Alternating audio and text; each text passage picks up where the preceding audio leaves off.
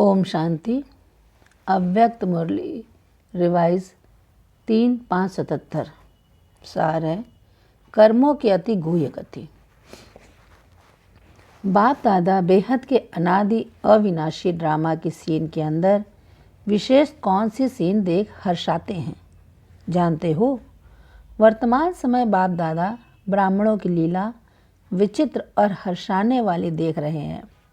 जैसे बच्चे कहते हैं, हे प्रभु तेरी लीला अपरम अपार है, वैसे बाप भी कहते हैं बच्चों की लीला बहुत वंडरफुल है, वैरायटी लीला है। सबसे वंडरफुल लीला कौन सी देखने में आती है वो जानते हो? अभी अभी कहते बहुत कुछ हैं, लेकिन करते क्या हैं वह खुद भी समझते, क्यों कर रहे हैं यह भी जानते। जैसे किसी भी विकार के वशीभूत आत्मा, परवश आत्मा, बेहोश आत्मा क्या कहती क्या करती कुछ समझ नहीं सकती। ऐसी लीला ब्राह्मण भी करते हैं, तो बाप दादा ऐसी लीला को देख रहमदिल भी बनते हैं और साथ साथ न्यायकारी सुप्रीम जस्टिस भी बनते हैं, अर्थात लव और लॉ दोनों का बैलेंस करते हैं। एक तरफ रहमदिल बन बाप के संबंध से रियायत भी करते हैं, अर्थात 1, 2, 3 बाहर माफ़ भी करते हैं। दूसरी तरफ सुप्रीम जस्टिस के रूप में कल्याणकारी होने के कारण बच्चों के कल्याण अर्थ ईश्वरीय लॉज भी बताते हैं। सबसे बड़े से बड़ा संगम का अनादि लॉ कौन सा है? ड्रामा प्लान अनुसार 1 का लाख गुणा प्राप्ति और पश्चाताप व भोगना, यह ऑटोमेटिकली लॉ अर्थात नियम चलता ही रहता है। बाप को स्थूल रीति रस्म माफिक कहना व करना नहीं पड़ता कि इस कर्म का यह लेना व इस कर्म की सज़ा यह है, लेकिन यह ऑटोमेटिक ईश्वरी मशीनरी है, जिस मशीनरी को कोई बच्चे जान नहीं सकते। इसलिए गाया हुआ है कर्मों की गति अति गुह्य है।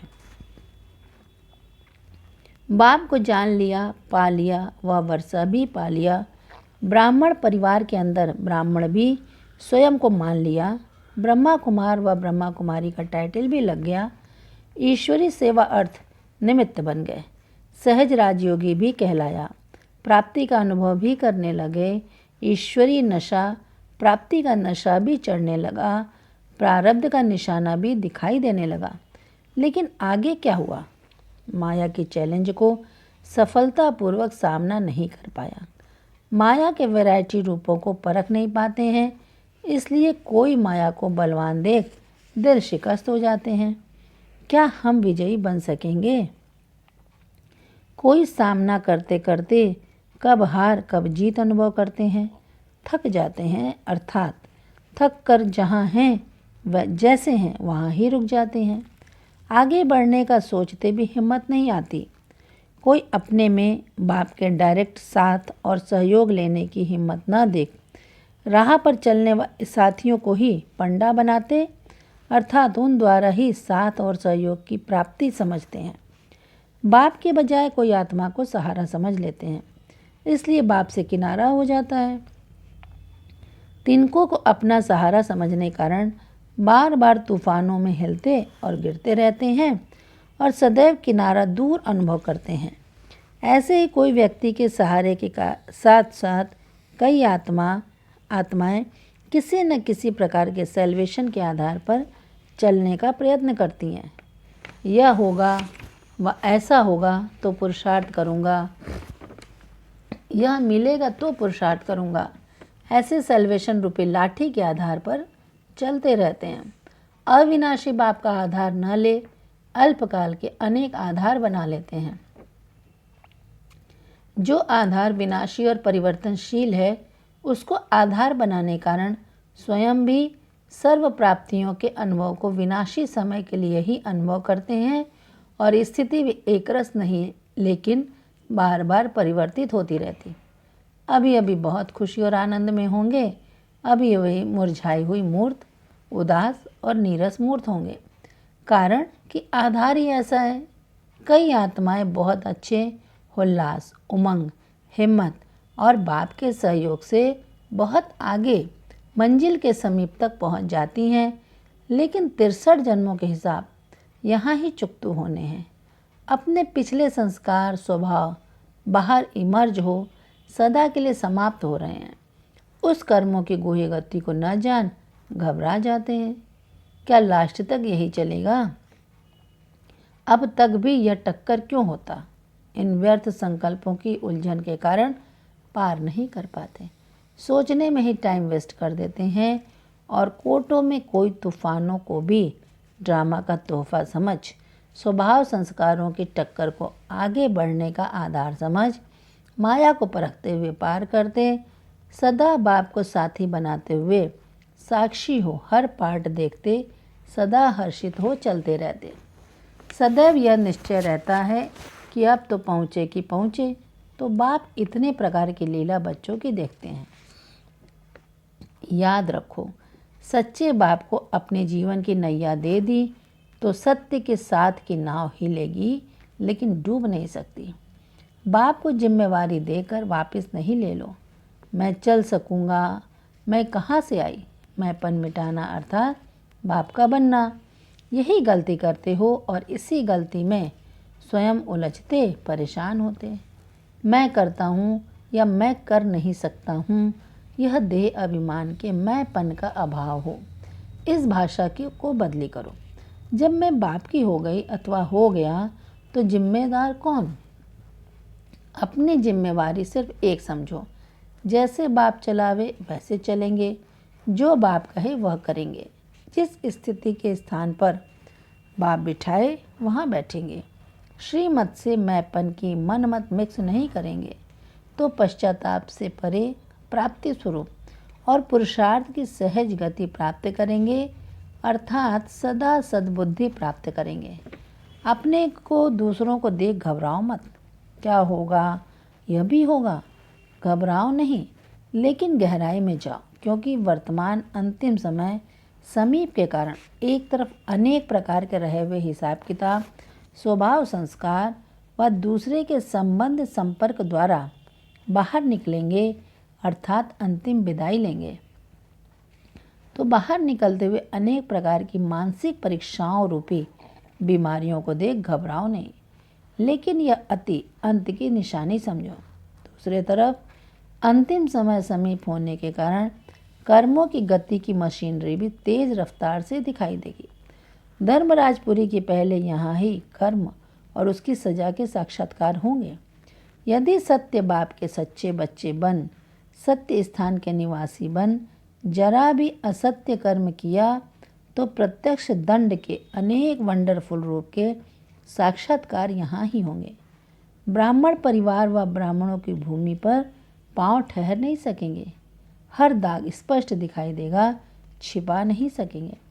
स्वयं अपनी गलती के कारण मन उलझता हुआ टिक नहीं सकेगा। अपने आप को अपने आप सजा के भागी बनाएंगे। इसलिए यह सब होना ही है। इसके नॉलेजफुल बनो, घबराओ मत। समझा? मास्टर सर शक्तिमान घबराते नहीं हैं। अच्छा, कर्मों की गति को जानने वाले सदा हर सेकंड, हर संकल्प बाप के श्रीमत प्रमाण चलने वाले, अपने जीवन की जिम्मेवारी बाप के हवाले करने वाले, सदा बाप के सहारे को सामने रखते हुए सर्व विघ्नों से किनारा करने वाले, संपूर्ण स्थिति को सामने रखने वाले, ऐसे हिम्मत उल्लास उमंग में सदा रहने वालों को बाप दादा का याद प्यार और नमस्ते। बच्चों की तरफ से बाबा को नमस्ते नमस्ते नमस्ते। दीदी जी से, अभी तो बाप बच्चों को संपन्न रूप में देखना चाहते हैं, लेकिन संपन्न बनने में ही वंडरफुल बातें देखेंगे, क्योंकि यह प्रैक्टिकल पेपर हो जाते हैं। किसी भी प्रकार का नया दृश्य व आश्चर्यजनक दृश्य सामने आए, लेकिन दृश्य साक्षी दृष्टा बनावे, हिलाए नहीं। कोई भी ऐसा दृश्य जब सामने आता है तो पहले साक्षी दृष्टा की स्थिति की सीट पर बैठ देखने व निर्णय करने से बहुत मज़ा आएगा, भय नहीं आएगा। अब हुआ ही पड़ा है तो घबराना व भयभीत होना हो ही नहीं सकता। जैसे कि अनेक बार देखी हुई सीन फिर से देख रहे हैं। इस कारण क्या हुआ, क्यों हुआ, ऐसे भी होता है। यह तो नई बातें हैं। यह संकल्प व बोल नहीं होगा। और ही राजयुक्त योग युक्त हो, लाइट हाउस हो, वायुमंडल को डबल लाइट बनाएंगे। घबराने वाला नहीं, ऐसे अनुभव होता है ना, इसको कहा जाता है पहाड़ समान पेपर, राई के समान अनुभव हो। कमज़ोर को पहाड़ लगेगा और मास्टर सर्वशक्तिमान को राई अनुभव होगा। इसी पर ही नंबर बनते हैं। प्रैक्टिकल पेपर पास करने के ही नंबर बनते हैं। सदैव पेपर पर नंबर मिलते हैं। पढ़ाई तो चलती रहती है, लेकिन नंबर पेपर के आधार पर होते हैं। अगर पेपर नहीं तो नंबर भी नहीं। इसलिए श्रेष्ठ पुरुषार्थी पेपर को खेल समझते हैं। खेल में कब घबराया नहीं जाता है। खेल तो मनोरंजन होता है, तो मनोरंजन में घबराया नहीं जाता है। दिन प्रतिदिन बहुत कुछ आगे बढ़ने और बढ़ाने के दृश्य देखेंगे। छोटी सी गलती मुश्किल बना देती है। वह कौन सी गलती है? सुनाया ना, मैं कैसे करूं, मैं कर नहीं सकती, मैं चल नहीं सकती। किसने कहा आप चलो? बाप ने तो कहा नहीं कि अपने आप चलो। साथी का साथ पकड़कर चलो। साथ छोड़ अपने ऊपर क्यों बोझ उठाकर चलते जो कहना पड़े मैं नहीं चल सकती, मैं नहीं कर सकती। गलती अपनी और फिर उलाने देंगे बाप को। अंगुली खुद छोड़ते, बोझ खुद उठाते, फिर कहते बोझ उठाया नहीं जाता। किसने कहा तुम उठाओ? आदत है ना बोझ उठाने की। जिसकी आदत होती है बोझ उठाने की, उनको बैठने का सहज काम करने को कहो तो कर नहीं सकेंगे। तो यह भी पिछली आदत के वश हो जाते हैं। यह भी नहीं कह सकते मेरे पिछले संस्कार हैं।